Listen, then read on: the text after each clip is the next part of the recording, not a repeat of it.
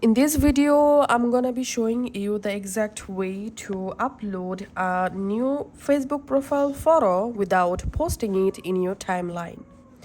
All you have to need to open the Facebook app and log into the Facebook account, then go to your profile, tap this camera icon under your profile,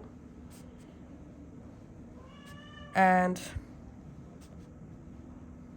select the photo from your gallery for your new wallpapers. In my case, I'm selecting this random photo, for example, and we can see the profile picture preview.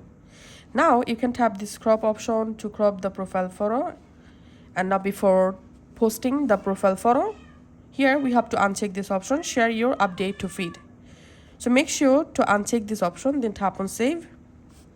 And after doing that, your Facebook profile picture will update and without post. As you can see, the new photo updated, and in my timeline we can't see the new profile photo. So that's how you can actually do it. Thanks for watching.